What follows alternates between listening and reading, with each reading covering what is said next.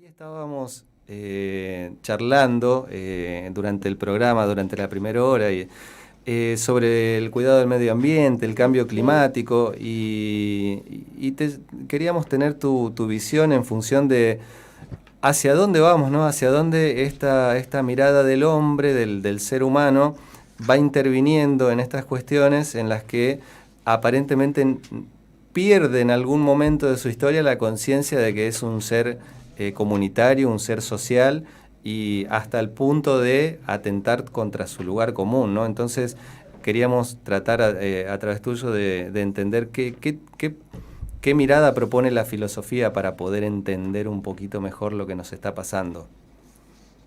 Bueno, muy interesante este planteo, esto último que mencionás.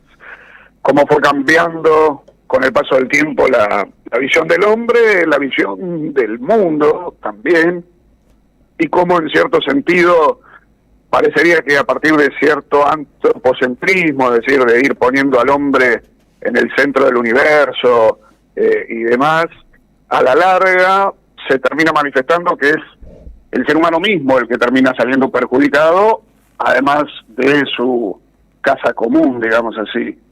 A mí en este punto en particular me parece interesante, creo que nos pueden ayudar a pensar algunos pensadores, estoy pensando en este momento sobre todo en un tal Theodor Adorno y un tal Max Horkheimer, que fueron miembros de la Escuela de Frankfurt, filósofos del siglo XX, y ellos haciendo un análisis de lo que fue la Ilustración, es decir, ese periodo que endiosó a la razón y estimuló el antropocentrismo, ¿no?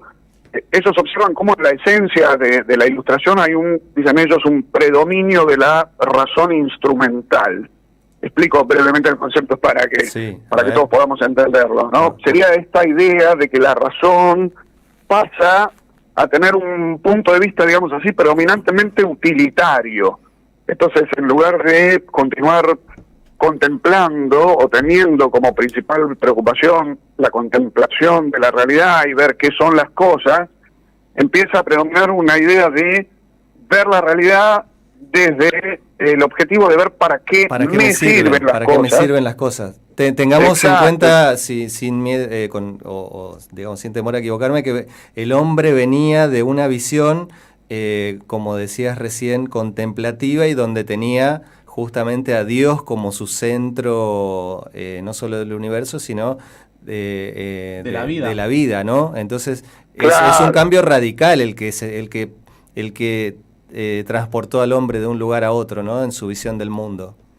Sí, porque una visión donde, digamos, es más teocéntrica, o incluso los antiguos, que no necesariamente eran teocéntricos como los pensadores de la Edad Media, sí, por lo menos sí predominaba esta idea de que hay un orden natural en la realidad y que por lo tanto la realidad primero hay que verla. Naturalmente después el ser humano tiene la vocación de transformar la realidad y demás, mediante su trabajo, pero primero habría que ver qué son las cosas para después ver qué hacemos con ellas. En cambio, una mirada utilitaria... Claro, desde esta mirada utilitaria, bajándolo, quiere decir que estamos mirando la realidad en función de qué nos sirve y qué no, a nivel material. Exactamente, digamos. Claro. Entonces se olvida la idea del orden natural y por lo tanto uno pasa a tener una actitud de dominio sobre la naturaleza.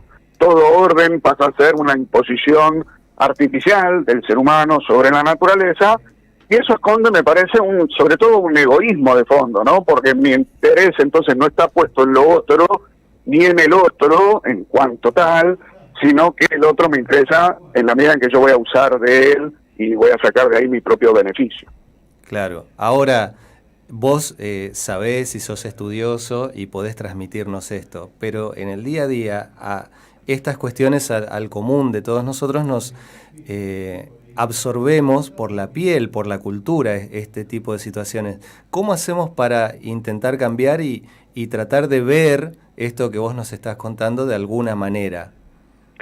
Y ciertamente es muy difícil porque, como vos bien mencionás, esta idea que venimos arrastrando desde la Ilustración, bueno, flota en el aire, entonces es muy buena esta expresión que vos usás, se nos mete por la piel sin que a veces la sepamos o lo sepamos siquiera, y entonces hay que estar como muy atento y también tener la fortaleza, por un lado, de remar un poco contra la corriente, me parece a mí, de ser más crítico respecto a algunas cuestiones de la cultura predominante, y también hacer mucho trabajo introspectivo para ver en qué medida mi relación con los demás y con el mundo es una relación de dominio, y hasta qué punto soy capaz de superar ese temor, porque el dominio siempre esconde un temor, de abrirme a lo otro y dejarme nutrir por él, digamos así. Claro, claro. Ahora, tal vez una de las maneras iniciales que tengamos para poder empezar a rascar, digamos, un poquitito esa piel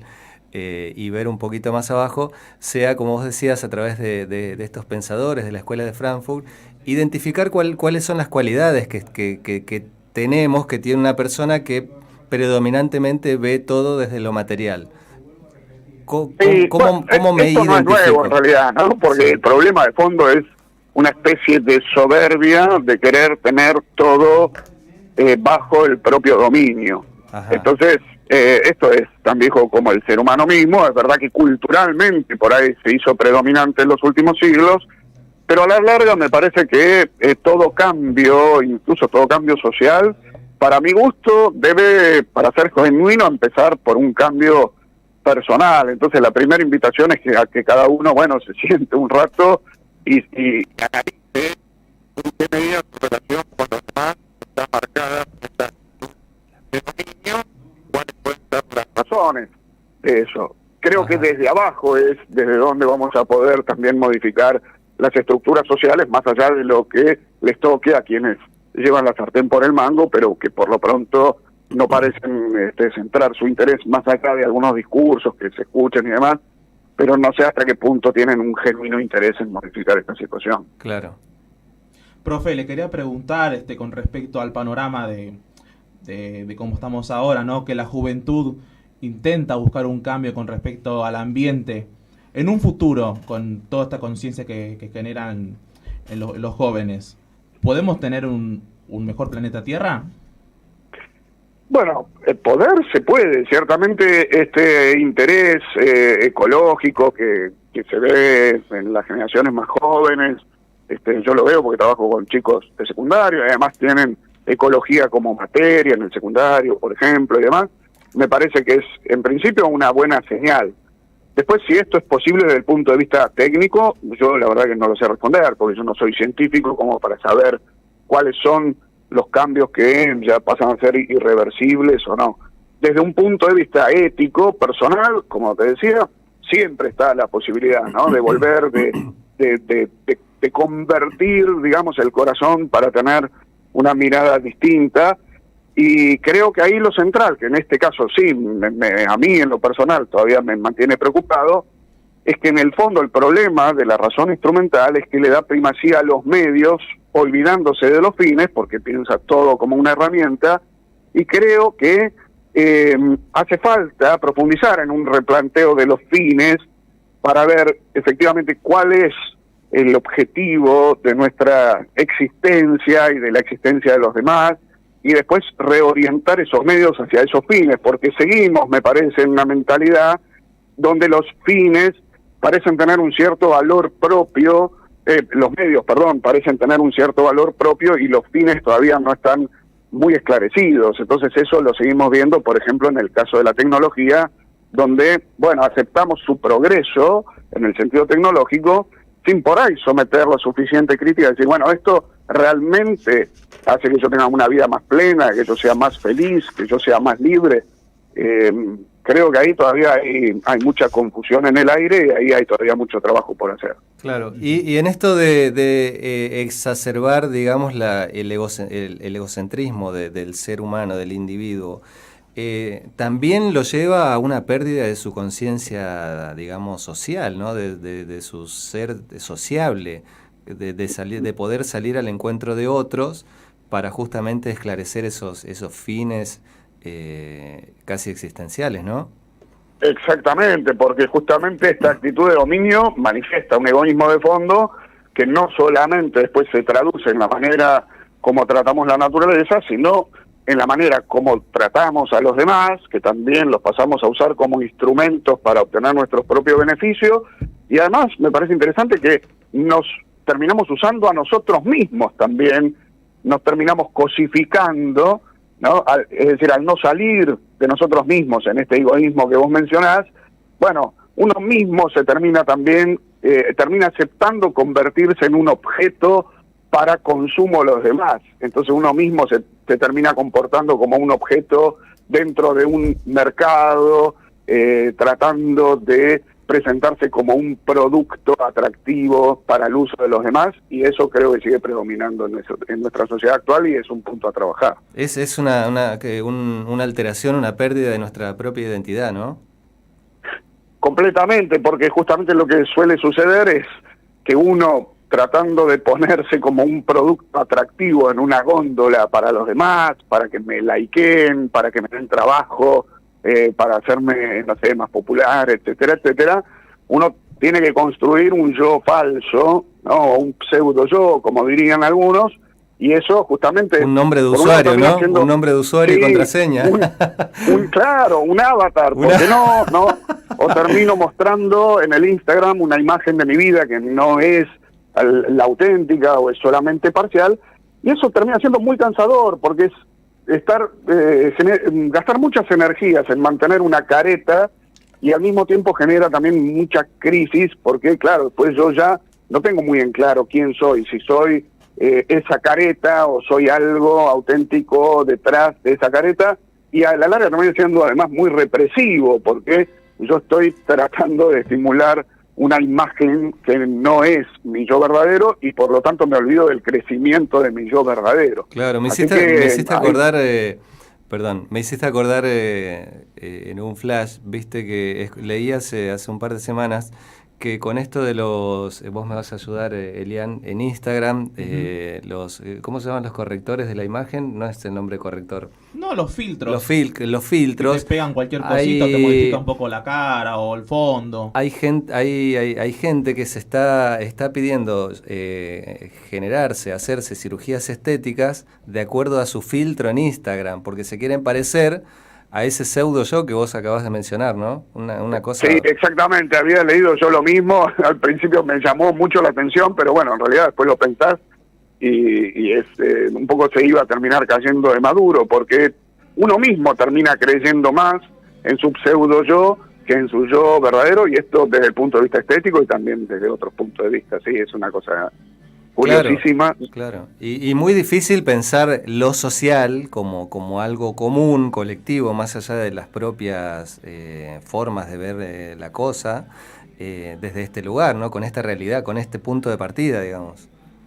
Es que la vida social auténtica necesita a su vez de la autenticidad de quienes son los miembros de esa vida social, porque la vida social es una relación, y la relación solamente va a poder ser verdadera si los términos de esa relación son auténticos y verdaderos. Entonces, si yo me relaciono con vos desde una careta y a su vez vos haces lo mismo para conmigo, entonces nuestra relación es una careteada inevitablemente, pues no soy auténticamente yo el que está con un auténtico vos, porque justamente nos hemos olvidado de nuestra autenticidad. Claro. Bueno, este es el cuadro de situación. Esperemos volver a tener nuevos contactos con vos en función de tratar de ir entendiendo el apoyo valorable, en este caso, que tiene la filosofía para todos nosotros, relacionadas con el común, con nuestro día a día, ¿no? Cuando a ustedes les parezca, quedo a su disposición, y sí, bueno, está bueno poder volver, tomarse un rato para pensar estos asuntos y tratar de ir aclarando un poco el panorama con la esperanza de que esto, como les decía, efectivamente puede revertirse, por lo menos a un nivel personal, existencial, y sabiendo que también es un laburo que cada uno tiene que hacer sobre sí mismo en cierta medida. Totalmente. Nosotros hoy comentaba al inicio del programa que intentamos generar este espacio, estas pocas 2 horas de vida en la semana, en el cual podamos eso, ¿no? Generar un tema para que quien escuche lo pueda hacer recordar, pensar, ver cómo está hoy, en algún aspecto mínimo, ¿no? En el medio de todo el quilombo que cada uno tiene en su vida, perdón por la expresión, tratar de hacerse ese espacio sumamente necesario para por lo menos poder pensar si las cosas que estoy haciendo o viviendo tienen que ver con una elección propia o están dadas por vaya a saber qué cosa, ¿no? Sí, los felicito por esta iniciativa, la verdad que, bueno, me alegro mucho que hayan podido retomar este proyecto, así que, bueno, mis felicitaciones y quedo a su disposición en la medida en que pueda aportar algo minúsculo. Muchísimas gracias, Martín Susnik, que tengas feliz Día de la Patria ahí con tu familia y gracias por estar con nosotros. Saludos, igualmente, profe. Fabián, Elian, para vos y para toda la audiencia. Bueno, un fuerte abrazo, gracias.